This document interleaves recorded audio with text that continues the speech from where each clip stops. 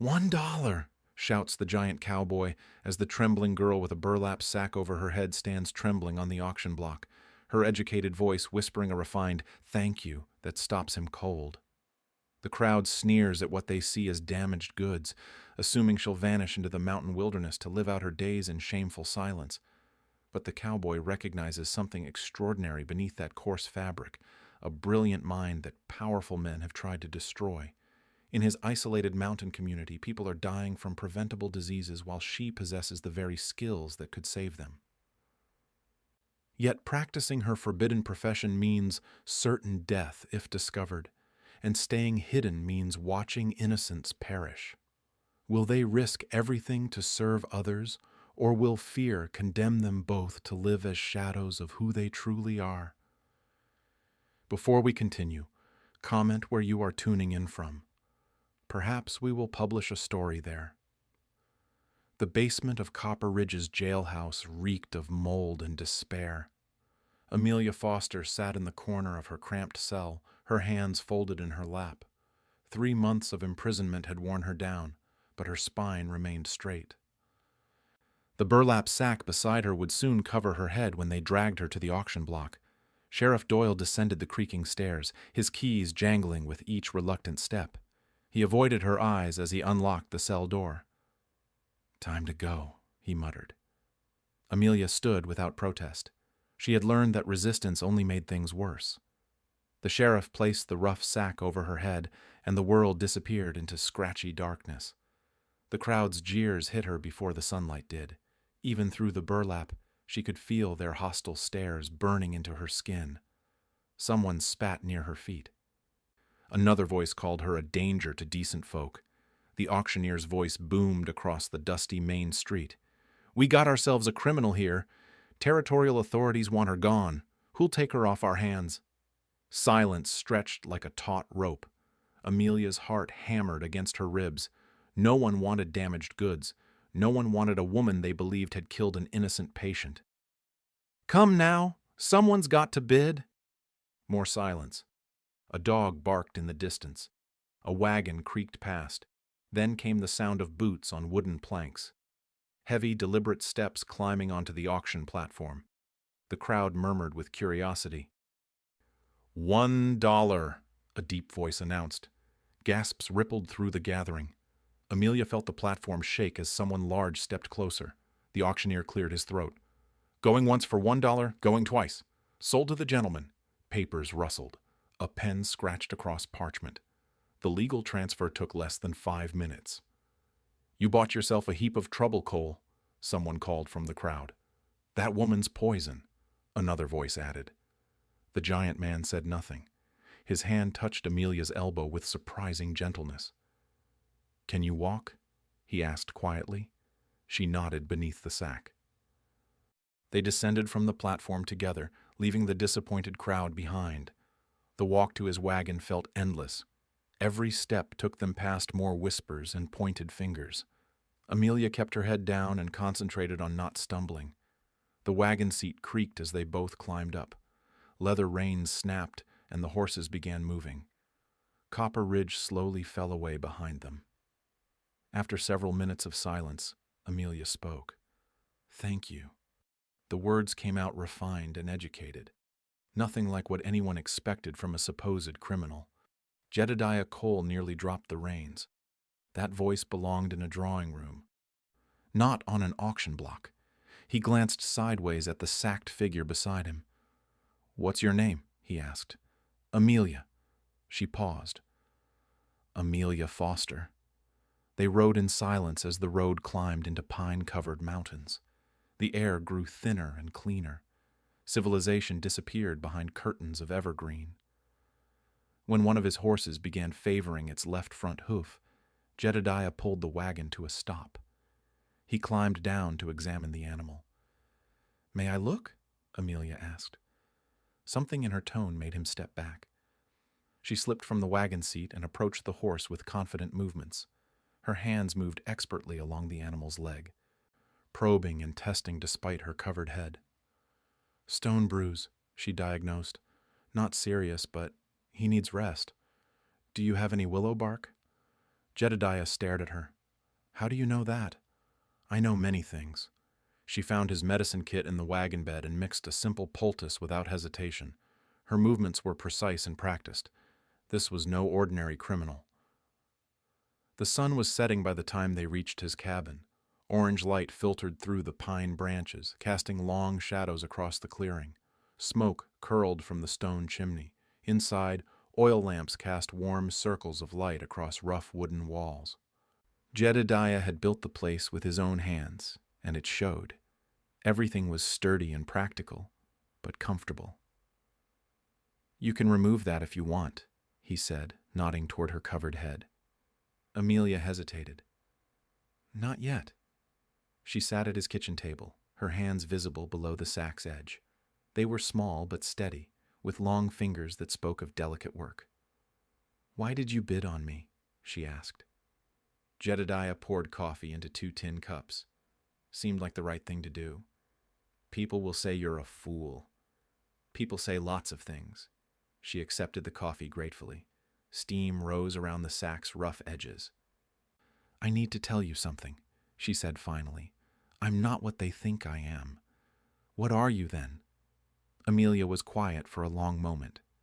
When she spoke again, her voice carried a weight that made Jedediah lean forward. I'm Dr. Amelia Foster. I graduated from medical college in Philadelphia. I was the first woman of my kind to practice medicine in Denver Territory. The coffee cup froze halfway to Jedediah's lips. They said I poisoned a patient, she continued. Said I was dangerous. But it wasn't true. I was framed by powerful men who wanted me silenced. Why? Because I refused Judge Morrison's son. Because I fought back when he tried to force himself on me. Because I threatened their idea of how the world should work. Jedediah set down his cup. His weathered hands gripped the table's edge. You're a doctor. I was. Now I'm nothing. My community, he said slowly. People are dying up here. No medical help for 50 miles. Children with fever. Women dying in childbirth. Old folks suffering from things that could be treated. Amelia's head turned toward him, though he couldn't see her eyes. If you practiced again, Jedediah continued, and they caught you, what would happen? Prison. Or worse. And if you don't practice? People die. The fire crackled in the stone hearth. Outside, night sounds filled the mountain air. 2 people sat across from each other, both carrying secrets that could change everything. 2 weeks passed before Amelia made her decision. She had watched Jedediah return from town with increasingly grim news. The Mitchell boy was burning with fever. Mrs. Patterson's baby had taken ill. Old Henrik was coughing blood. I'll do it, she said one evening as they sat by the fire. But no one can see my face. Jedediah nodded. I'll make sure of it.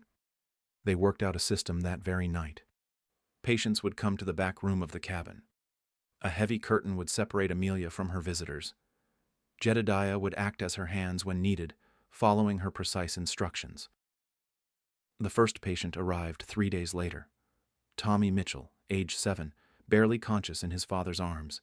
His skin burned with fever, and his breathing came in shallow gasps. Behind the curtain, Amelia examined the boy through careful questioning and observation. Her voice remained steady and professional as she diagnosed pneumonia. Willow bark tea every 2 hours, she instructed Jedediah. Steam treatments with pine needles. Keep him warm but not overheated. If the fever breaks, he'll recover. Tom Mitchell Sr. gripped his hat in weathered hands. How much do I owe? Nothing, came the gentle voice from behind the curtain. Just bring him back if he gets worse. Tommy recovered within a week. Word spread quickly through the mountain communities. Sarah Chen arrived next, her infant daughter listless and refusing to nurse. The Chinese woman had walked 15 miles through dangerous terrain, desperation driving her forward. Amelia worked patiently, guiding Sarah through techniques to help the baby latch properly. She mixed a special tea to increase milk production and showed Jedediah how to demonstrate the feeding positions. You saved my daughter's life, Sarah whispered as she prepared to leave. The mysterious voice behind the curtain was kind but firm. Bring her back in 2 weeks. I need to check her progress. Sarah became their first regular ally. She began gathering medical supplies from trading posts across the territory, asking no questions and expecting no explanations. Her discretion was absolute. More patients followed. A miner with a crushed hand, a pregnant woman with complications, an elderly man whose heart was failing. Each case challenged Amelia's skills, but her confidence grew with every success. Jedediah proved to be an excellent assistant. His steady hands and calm demeanor made him perfect for following complex medical instructions. He learned to mix medicines, apply bandages, and assist with minor procedures. "You're a natural," Amelia told him one evening after they had successfully treated a severe burn. "Good teacher," he replied simply. Their partnership deepened beyond the medical work. Jedediah handled all patient interactions while Amelia remained hidden. He collected payments when families insisted on giving something. He spread word carefully through trusted contacts. The cabin transformed into a functioning medical clinic. One room became a surgery area, another stored supplies and medicines. Jedediah built additional shelving and work surfaces to accommodate their growing practice. By winter's arrival, they were seeing patients almost daily. The mysterious mountain healer had become legendary throughout the region. People traveled for days to reach the isolated cabin where miracles happened behind a simple curtain. Mrs. Henderson brought her twin boys when scarlet fever struck. The disease had already claimed 2 children in their settlement. Fear drove her through a dangerous snowstorm to reach help. Amelia worked for hours, carefully managing the boys' treatment while explaining quarantine procedures to their mother. Her voice never wavered, even when the situation looked desperate. Both children survived. Mrs. Henderson returned to her community with medicine and knowledge that saved 6 more lives. The successes brought new challenges. Word was reaching the towns below. Sheriff Doyle began hearing reports of unauthorized medical practice in the mountains. His position required investigation, but his heart wasn't in it. "Someone's playing doctor up there," Deputy Williams reported. "Territorial law says that's illegal without proper licensing." Doyle nodded reluctantly. "I'll look into it." But his investigations remained half-hearted. Too many families were returning from the mountains with healthy children and grateful stories. More dangerous was the arrival of Silas Baines in Copper Ridge. The bounty hunter carried wanted posters and asked pointed questions about missing criminals. "Woman named Amelia Foster," he told anyone who would listen. "Dangerous murderer, $500 reward." He studied faces for recognition. He asked about recent arrivals. He paid particular attention to stories about the mountain healer. "Mighty convenient," Silas mused to the bartender. "Female criminal disappears right when a mysterious lady doctor shows up in the mountains." The bartender shrugged. "Lots of strange folks in these parts." Back at the cabin, Amelia and Jedediah remained unaware of the growing attention. They were focused on their expanding patient load and the trust they were building with mountain families. Sarah Chen brought more than supplies on her visits. She carried news from various communities and helped coordinate care for patients who needed follow-up treatment. "You're becoming famous," she warned Amelia during one visit. "People in 3 territories are talking about the miracle worker." Behind the curtain, Amelia considered this development. Fame meant exposure. Exposure meant danger. "Maybe we should be more careful," she said. But the next day brought a logger with a severed artery. The day after that, a child with a broken leg. Each emergency pushed caution aside in favor of saving lives. Jedediah noticed the change in Amelia as winter progressed. Her voice carried new authority. Her medical decisions came faster and with greater confidence. The brilliant doctor was emerging from years of imposed silence. "You're happy," he observed one evening as they cleaned instruments. "I'm useful," she corrected. "For the first time in years, I'm useful." Their relationship had evolved beyond partnership into something deeper. They worked in perfect synchronization. They anticipated each other's needs. They shared the satisfaction of lives saved and suffering eased, but shadows were gathering. Silas Baines was getting closer to the truth. Sheriff Doyle's investigations were becoming more serious. The territory's officials were taking notice of unauthorized medical practice. The curtain that protected Amelia also isolated her from the community she served. She could hear their gratitude but never see their faces. She could heal their bodies but never fully connect with their lives. Change was coming to the mountain. The only question was whether it would bring vindication or destruction. Spring brought new dangers to the mountain. Silas Baines had spent the winter asking questions and connecting pieces. The bounty hunter's persistence was paying off in ways that threatened everything Amelia had built. Female doctor shows up right when female criminal disappears, Silas told Sheriff Doyle during one of his visits to town. Mighty suspicious timing. Doyle shifted uncomfortably behind his desk. Lots of folks come and go through these parts. This one's special, $500 special.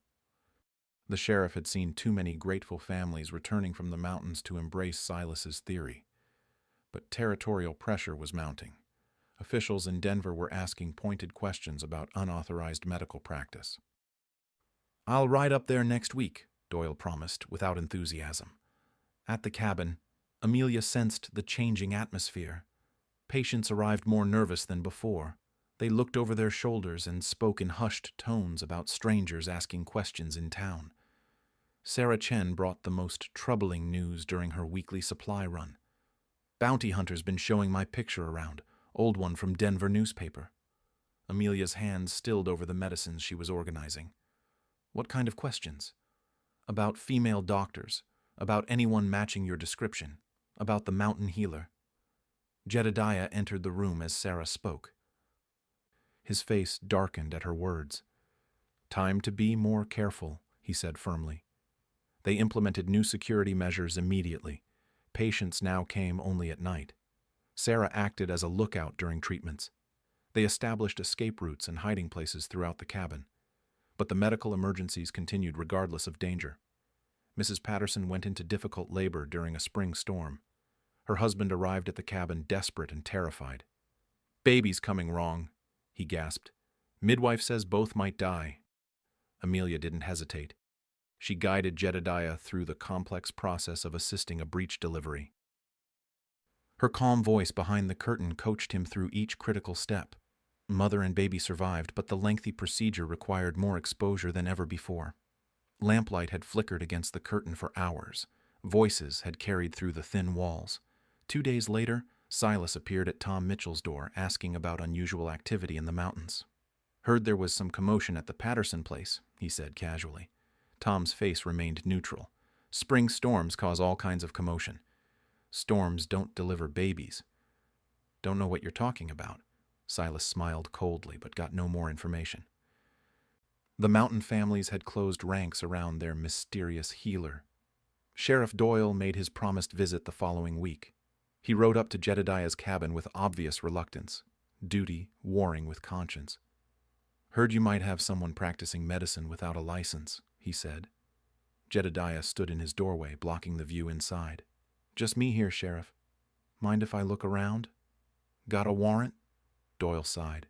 "No warrant, just investigating reports." Behind the cabin's back wall, Amelia crouched in a carefully prepared hiding space. Her medical supplies were concealed beneath floorboards. All evidence of her practice had disappeared within minutes.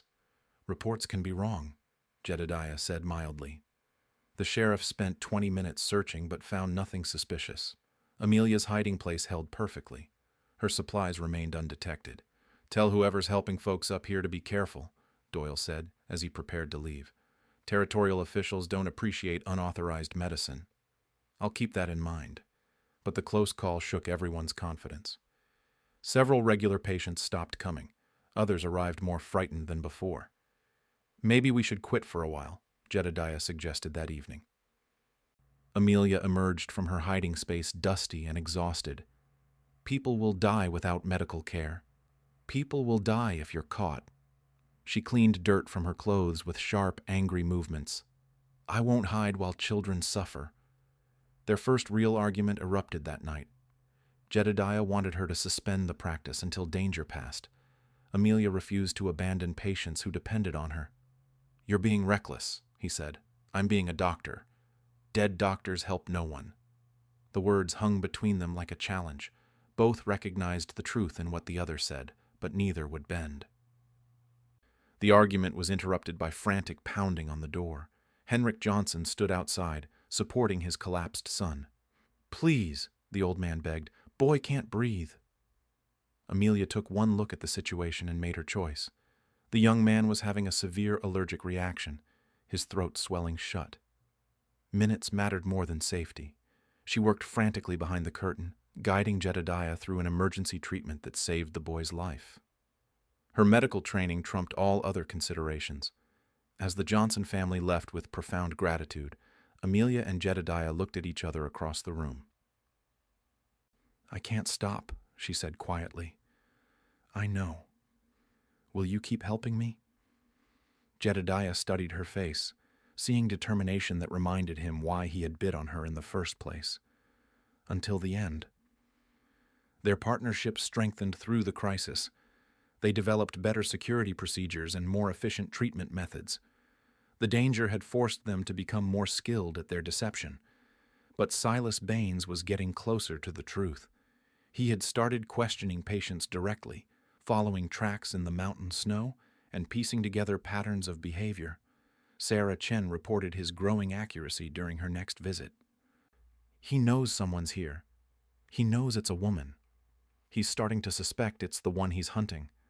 The net was tightening around Amelia's secret life. Every patient treated increased the risk of exposure. Every success made her more famous and more vulnerable. Spring was turning towards summer when the avalanche changed everything. A mining accident in the valley below would force Amelia to choose between safety and the oath she had taken as a healer. The choice would expose her to the world and bring all her enemies running, but it would also reveal the truth about who she really was and what she was capable of achieving. The mountain shook at dawn. A deep rumble rolled through the valleys as tons of rock and snow crashed down onto the Copper Ridge mining operation. The avalanche had been building for weeks after unusually heavy spring rains weakened the mountainside. Tom Mitchell burst through Jedediah's door without knocking. His face was pale with panic and streaked with dirt from riding hard through the morning. "Mines buried," he gasped. 12 men trapped, some hurt bad. Amelia appeared from behind the curtain that had hidden her for months. For the first time since arriving at the mountain, her face was fully visible. High cheekbones and intelligent eyes marked her as someone who had once moved in educated circles. "How bad are the injuries?" she asked. Tom stared at her uncovered face in shock. "You're her. You're really her." "The injuries, Tom. How bad?" He shook himself back to focus. "Broken bones. Bleeding. One man's not breathing right. Doc, they're going to die without help." Amelia looked at Jedediah. They both understood what this meant. No curtain could hide her in a mass casualty situation. No disguise would work when lives hung in the balance. "Get your medical kit," she told Jedediah. "All of it." They loaded the wagon with every supply and instrument they possessed. Bandages, medicines, surgical tools, and the precious bottles of laudanum that dulled the worst pain. The ride down the mountain took 20 minutes through treacherous terrain. Amelia used the time to mentally prepare for what she would find. Mass casualty situations required triage decisions that haunted doctors for years. The mining camp was chaos when they arrived. Families clustered around the avalanche site, some crying, others digging frantically with bare hands. The local supervisor was trying to organize rescue efforts but had no medical training. "Thank God," he said when he saw them. "The healer's here." Amelia stepped from the wagon and surveyed the situation with professional detachment. 3 men had been pulled from the debris. 2 more were being extracted as she watched. All showed signs of serious trauma. "Set up a treatment area there," she instructed, pointing to a flat space near the mine office. "Clear those tables. I need clean water and more light." She moved to the first victim without hesitation. A young miner with a compound fracture of his left arm. Bone protruded through torn flesh, but the bleeding was controlled. "This one first," she announced. "Get me the bone saw and plenty of bandages." The crowd watching her work grew silent. They had expected the mysterious mountain healer to be a gruff old man or perhaps an Indian medicine woman. Instead, they saw a composed young woman with steady hands and absolute confidence. Jedediah worked beside her with practiced efficiency. He had learned her methods well during their months of partnership. His large hands moved with surprising delicacy as he assisted with the delicate procedure. "Next patient," Amelia called as she finished setting the broken arm. A miner with severe chest trauma was carried forward. His breathing was labored and blood frothed at his lips. Internal injuries, possibly fatal without immediate intervention. Amelia worked with intense focus, blocking out everything except the medical emergency in front of her. She had trained for situations like this during her residency in Philadelphia. The skills came flooding back despite years of forced inactivity. 3 hours into the crisis, a commotion at the edge of the crowd caught Jedediah's attention. Silas Baines had arrived, drawn by reports of the disaster and the mysterious healer's public appearance. The bounty hunter pushed through the gathered families until he had a clear view of Amelia working over an injured miner. His eyes widened as he recognized the face from the wanted poster in his pocket. "That's her," he announced loudly. "That's Amelia Foster. The murderer." The crowd turned toward him with confused murmurs. Some had heard rumors about the mountain healer's identity, but most had never connected her to any criminal charges. "She's a killer," Silas continued, his voice carrying across the camp. "Poisoned a man in Denver. There's a $500 bounty on her head." Tom Mitchell stepped forward, his face hard. "She just saved my boy's life." "Don't matter what she did here," Silas replied. "She's wanted for murder." Other voices joined Tom's in defense of the woman who had treated their families. Sarah Chen emerged from the crowd, her usually quiet demeanor replaced by fierce protectiveness. "You leave her alone," Sarah said firmly. "She's helping people." Silas ignored the protests and moved toward Amelia, who continued working on her patient despite the commotion. She had heard every word but refused to abandon the injured miner. "Amelia Foster," Silas called. "You're under arrest." She looked up from her patient for the first time since he had spoken. Blood stained her sleeves and exhaustion lined her face, but her voice remained steady. "This man will die if I stop now." "That's not my problem." The crowd pressed closer, forming a protective circle around the makeshift medical station. Men who had been strangers to Amelia that morning now stood ready to defend her against the bounty hunter. "Get away from our doctor," Henrik Johnson growled. "She's not a doctor. She's a criminal." "She's both," Tom Mitchell said. "And right now, we need the doctor." Silas reached for his gun, but 20 angry mountain men stepped forward in unison. The odds had shifted decisively against him. Sheriff Doyle arrived at that moment, having heard about the mining disaster. He took in the scene with growing understanding. The mysterious mountain healer, the defensive crowd, the frustrated bounty hunter with his hand near his weapon. "Nobody's getting arrested today," Doyle announced firmly. "This woman's saving lives." Silas spun toward him angrily. "Sheriff, that's Amelia Foster. She's wanted by territorial authorities. Today she's a doctor treating injured miners." Everything else can wait. The standoff stretched taut as competing loyalties battled in the mountain air.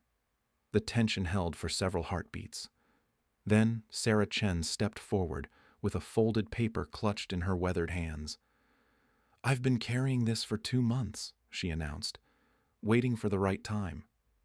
She handed the paper to Sheriff Doyle, who unfolded it with careful fingers. His eyes widened as he read the contents. "This is a confession letter," he said slowly, "from Robert Morrison, Jr." Amelia's hands stilled over her patient. The name hit her like a physical blow. Doyle continued reading aloud. "Written before his death from consumption last winter. Says he poisoned Thomas Whitmore because the man discovered his gambling debts. Says he let Amelia Foster take the blame because his father threatened to disown him." The crowd fell silent. Even the injured miners stopped groaning to listen. "Judge Morrison covered up his son's crime," Doyle read on. "Destroyed evidence, bribed witnesses, Framed an innocent woman to protect the family name. Silas snatched the letter from the sheriff's hands. Could be forged. It's notarized, Sarah said quietly. Witnessed by 2 people. Robert Morrison confessed on his deathbed to clear his conscience. Amelia felt the world spinning around her. 3 years of running.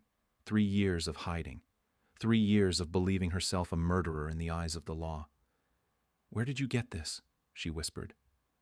Sarah's eyes were kind but firm. My cousin works as a maid in the Morrison house. She was there when he died. She heard him confess and saw him write the letter. Took it after the judge burned the original. Why didn't you give it to me sooner? Because you needed to find yourself again first. Needed to remember who you were before you could face who you'd been forced to become. Sheriff Doyle folded the letter carefully and placed it in his vest pocket. This changes everything. All charges against Amelia Foster are hereby dismissed. Silas's face darkened with rage. You can't just dismiss territorial charges. I can, and I did. This woman was framed for murder. The real killer confessed. Case closed. I'm still taking her in. $500 is $500. The bounty hunter's hand moved toward his weapon again, but the mountain men stepped closer. Their faces showed no mercy for someone who would ignore justice for money. You'll have to go through all of us, Tom Mitchell said evenly. Henrik Johnson cracked his knuckles. Be happy to accommodate you. Silas looked around the circle of hostile faces and slowly moved his hand away from his gun. He was outnumbered 20-1 by men who owed their lives or their children's lives to the woman he wanted to capture. This isn't over, he snarled. Yes, it is, Sheriff Doyle replied. You're officially ordered to cease pursuit of Amelia Foster. Any further harassment will result in your arrest. The bounty hunter pushed through the crowd and mounted his horse. He rode away without looking back, his hopes of easy money disappearing with each hoofbeat. Amelia turned back to her patient, but her hands were shaking now. The emotional impact of vindication was overwhelming her professional composure. I need a minute, she said quietly. Jedediah took over the medical care while she stepped away from the crowd. The weight of years of false guilt was lifting from her shoulders, but the process felt like tearing away pieces of herself. Sarah followed her to a quiet spot near the mine office. Why? Amelia asked. Why did you wait so long to give me the letter? Because the woman who was sold on that auction block couldn't have handled the truth. She was broken, ashamed, ready to disappear forever. Sarah gestured toward the medical station where Jedediah was following Amelia's instructions to treat another patient. But the woman who's been healing people in these mountains is strong enough to reclaim her life, strong enough to face the world as Dr. Amelia Foster again. Tears ran down Amelia's cheeks for the first time since her imprisonment. I can practice medicine legally. You can do anything you want. You're free. The word tasted strange after years of hiding. Free to use her real name. Free to practice openly. Free to build a life without looking over her shoulder. She wiped her eyes and returned to the medical station. There were still patients to treat, injuries to mend, lives to save. But now she worked as herself, rather than as a shadow. Word of her vindication spread through the crowd like wildfire. The mysterious mountain healer had been revealed as an innocent woman wrongly accused. The story would travel to every settlement in 3 territories before sunset. By evening, all the injured miners had been treated and transported to comfortable recovery locations. 3 men who would have died without immediate medical intervention were expected to make full recoveries. Sheriff Doyle approached Amelia as she cleaned her instruments. Territorial governor wants to meet you, he said.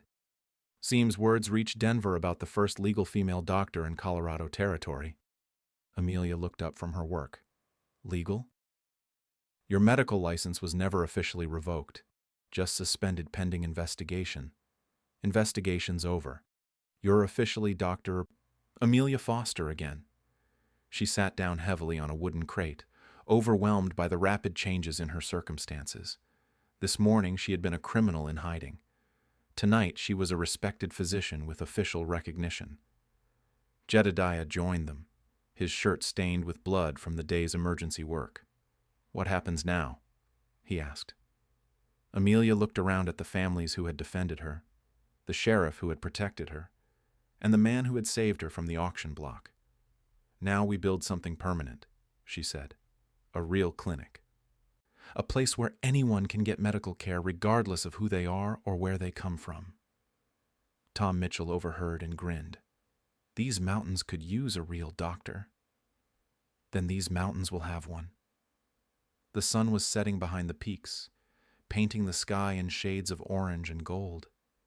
Amelia Foster stood in the middle of a mining camp, no longer hiding her face or her identity. For the first time in years, she was exactly who she was supposed to be. 6 months after the avalanche, Copper Ridge looked like a different town.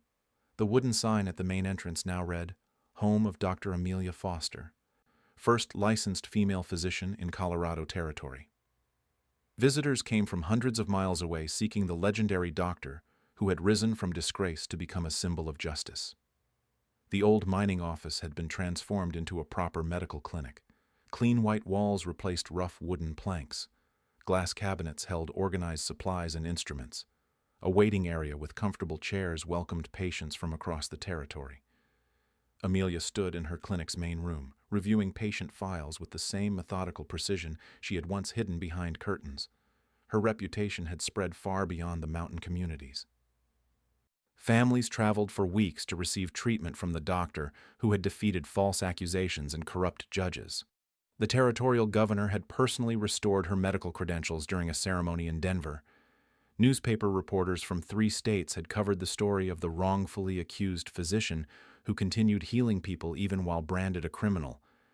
But the greatest changes were personal ones. Amelia no longer flinched when patients looked directly at her face. She signed her real name on medical documents without hesitation. The woman who had once hidden beneath burlap sacks now stood proud and confident in her chosen profession. Jedediah entered the clinic carrying lumber for the expansion project. The demand for medical services had grown so rapidly that they needed twice the space. "Foundations finished," he announced. "Should have the new surgery room completed by winter." Their partnership had evolved far beyond the desperate alliance formed during those first hidden months. Jedediah had become a skilled medical assistant, capable of handling routine treatments independently. More importantly, he had become the person Amelia trusted most in the world. Sarah Chen arrived for her weekly visit, bringing supplies and news from the various mountain settlements. Her role as unofficial coordinator had made the widespread medical practice possible. "Mrs. Patterson's baby is walking now," Sarah reported. "Tommy Mitchell starts school next month. The Henderson twins are completely recovered from the scarlet fever." Each success story reminded Amelia why she had chosen to risk everything for the practice of medicine. Lives saved, suffering eased, families kept together through medical intervention. The afternoon brought a familiar knock on the clinic door. Sheriff Doyle entered with his hat in his hands and a nervous expression on his weathered face. "Got a request from Denver," he said. "They want you to establish a medical school here. Train other doctors to serve remote communities." Amelia set down her pen and studied the official documents he presented. The territorial government was offering substantial funding for a formal medical training program. "They want me to teach?" "They want you to build something permanent, something that will last beyond any one person." The proposal was ambitious. Students would come from across the Western Territories to study medicine in the mountains. Graduates would return to their home communities as trained physicians, spreading medical knowledge to previously underserved areas. Jedediah looked up from his carpentry work. "You'd be good at teaching. It would mean staying here permanently, building a life in these mountains. Is that what you want?" Amelia considered the question seriously. A year ago, she had been a fugitive with no future beyond survival. Now she was being offered the chance to shape the future of medicine across the frontier. "Yes," she said finally. "This is where I want to be." The decision made, preparations began immediately.